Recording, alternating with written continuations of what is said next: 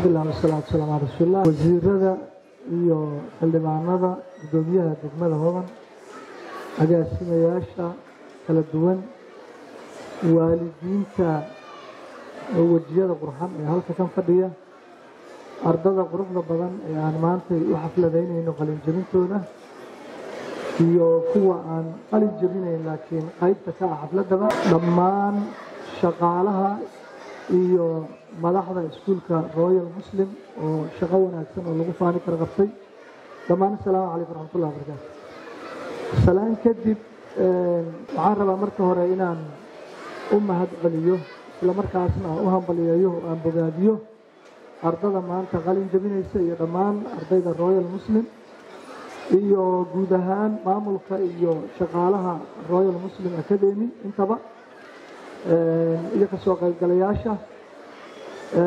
Royal Muslim waa iskuul sida laga sheekeeyo meeshaan hadda uu maamulaha ka warbixiyada kamida iskuulaadka ka jira magaalada Muqdisho iyo Nairobi iyo gobolada dalka intaba qaybo kamida asaaskiisina aniga goobjoogan u ahaa. maanta waa ku faraxsanahay isagoo baraanjiyo badan Soomaaliya kula magaalada Muqdisho in ka badan 100 arday ay ka qalin jabinayaan inaan goobjoog ka ahaado aad iyo aad aniga farxad gooni igu tahay. waxaan rabaa iskuulka Royal Muslim inaan ku ammaano una hambaliyeeyo iskuulaad badan ay ka furan Soomaaliya guud ahaan iyo gaar ahaan magaalada Muqdisho, laakiin waxaan moodaa inay wax badan kaga duwan yihiin.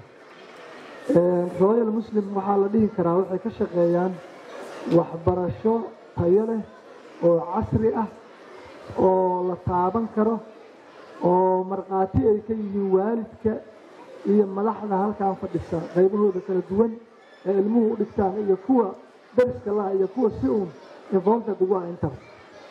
waan uga mahad celinaynaa, waana jeclaan lahayn in lagu daysado oo iskuulaadka kale iyo lagu daysado. waxbarashadu sideedaba waxaa fiican inay la jaan qaadi karto suuqa.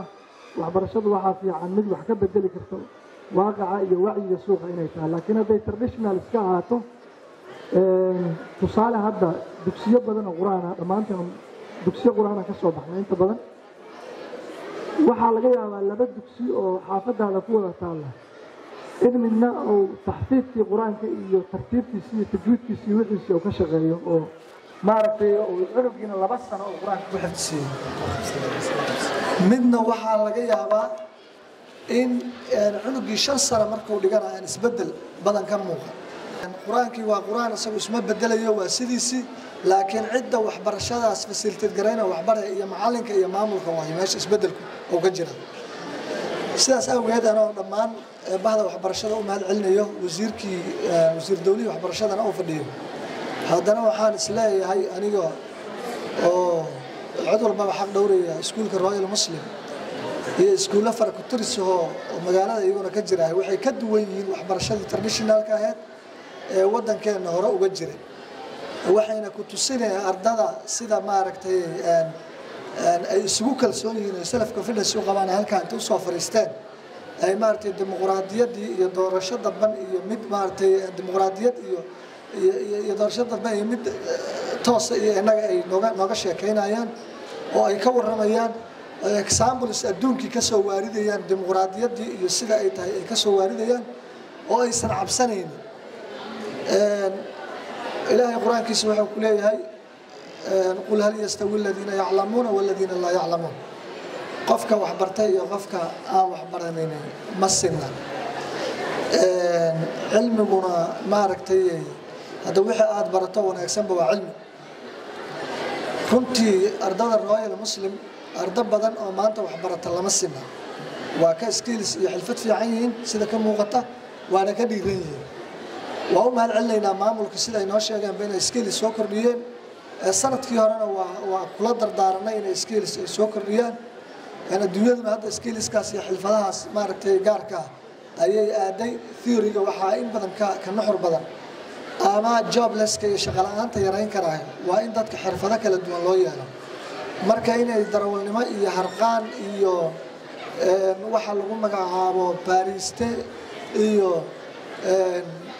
koronto iyo hadaan qaldanay saas maamuluhu mar ii sheegay waxyaabo badan ay soo kordhiyeen waa ku amaanaynaa.